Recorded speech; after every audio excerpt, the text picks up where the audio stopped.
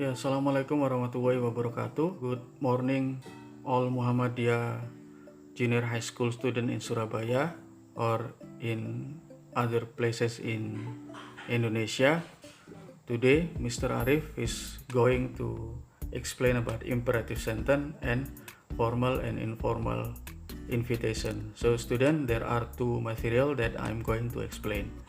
Ya anak-anak, di video kali ini Pak Arif akan menerangkan mengenai kalimat imperatif dan formal and informal invitation.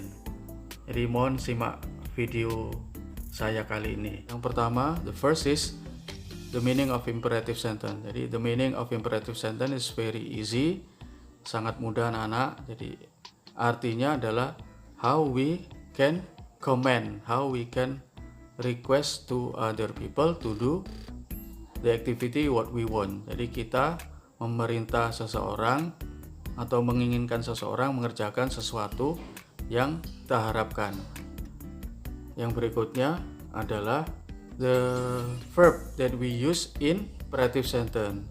The verb that we use in imperative sentence is the first verb.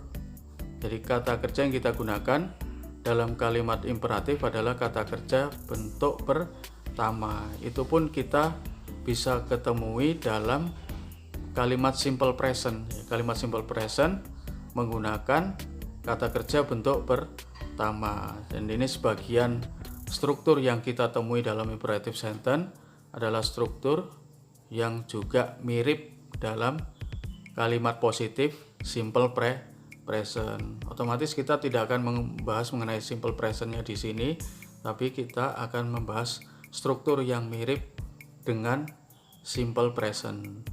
Berikutnya anak-anak adalah langkah-langkah yang kita pergunakan.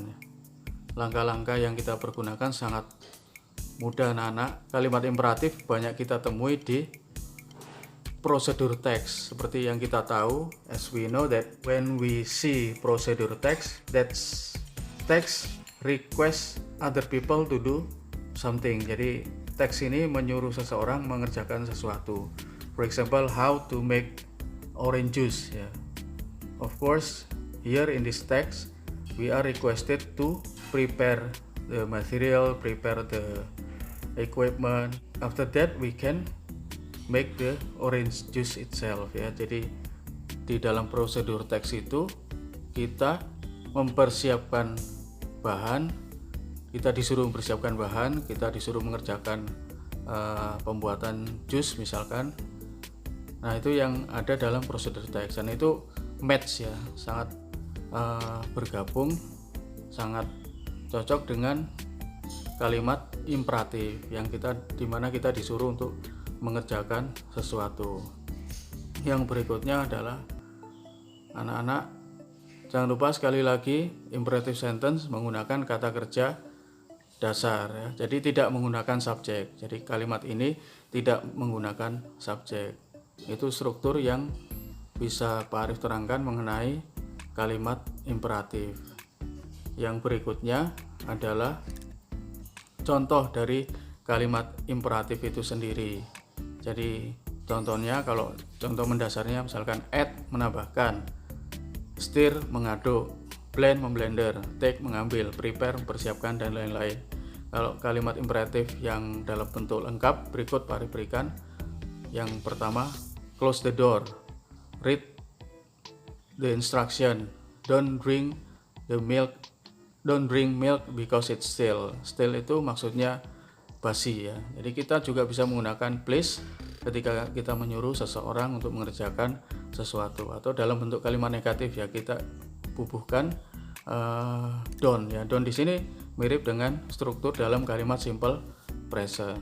Yang kedua, pembahasan kedua adalah invitation. Invitation itu maknanya adalah kita mengundang seseorang untuk bergabung dalam acara kita. Jadi invitation ini bisa formal atau informal. Ya, kalau yang formal ya undangan di kantor seperti itu ya, undangan rapat ya, undangan dinas itu ya. Kalau yang informal ya undangan makan, undangan pesta seperti itu anak-anak ya.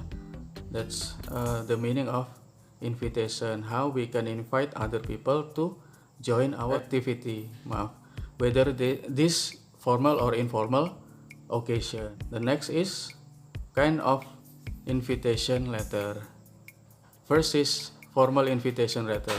Jadi formal invitation letter itu seperti Pak Arif terangkan tadi, undangan rapat dinas atau undangan wisuda, itu kan resmi ya, undangan acara kantor ya. That's invitation letter that we can send to our friends or to our college to join with our activity. Yeah, that's for the formal invitation letter. The next is informal invitation letter. Informal invitation letter dari judulnya aja itu adalah undangan yang tidak formal ya. Jadi bisa undangan pesta, undangan pernikahan, undangan makan ya, seperti itu ya anak-anak ya. Terus setelah itu the structure of invitation letter. The structure is we talk about inside of the letter. For example, invitee, pihak yang diundang ya, body isi undangan yang biasanya terdiri dari occasion ya, occasion itu acara itu sendiri, or day, date, hari, tanggal ya, time, place ya, waktu dan tempat ya. Itu merupakan structure dari invitation letter.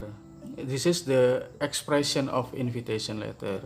Jadi how we can express, how we can invite, we use this expression. Jadi bagaimana kita mengundang seseorang untuk bergabung dalam undangan kita. Yang pertama inviting ya.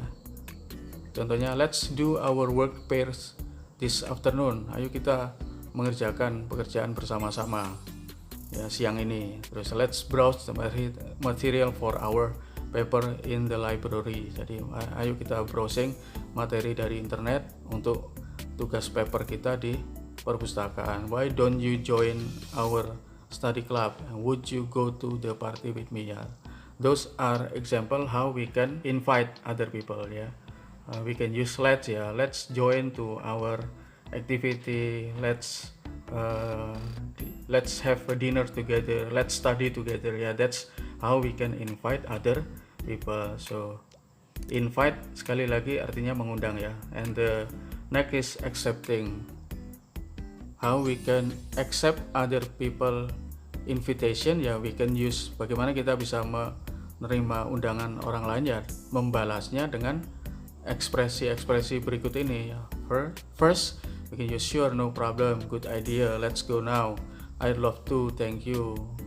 Atau yang simple ya, sure, yes ya. So no problem, I can come ya, for example like that. Or I will go there, or I'll be there. That's expression how we can use in accepting other people invitation. And the next is declining, menolak ya, menolak undangan orang lain ya. For example, I'd love to but I'm tired ya, sorry I can't ya, I very sorry I have already joined Maya's study club, I'd love to but I have promised to go to Andin. Or the simple ones, I'm sorry I can't ya, I'm sorry I have very tight schedule, I'm sorry I have meeting ya, for example like that. How we can decline other people invitation ya. This is the dialogue ya, the simple dialogue how we can invite and how we can respond other people invitation. The first is Santi and Rini's dialogue ya. Let's go to the new bookstore. Okay, I'd love to. Ini berarti Rini menerima undangan dari Santi pergi ke toko buku. Yang kedua, ungkapannya bisa kita pelajari ya. Yang kedua adalah ini declining ya, Johnny and Maria in dialogue ya. I have to ticket to attend music concert next Saturday, would you like to go with me? Ya, Johnny menawarkan tiket konser untuk Sabtu depan, apakah Maria mau? Ya, ternyata di sini Maria menolak ya. Sorry I will have a test on Thursday. Maaf, saya ada tes hari Kamis ya. Itu how Maria decline Johnny's invitation. Ya, I think that's all for today's video, all students, I hope you can understand about the material. If you need more information, you can check from your English book, or you can see in Google, you can browsing, or you can discuss with your friend. So I hope you can enjoy this video. I do apologize for all of the mistake. Thank you very much. Billahi taufiq wal hidayah. Wassalamualaikum warahmatullahi wabarakatuh.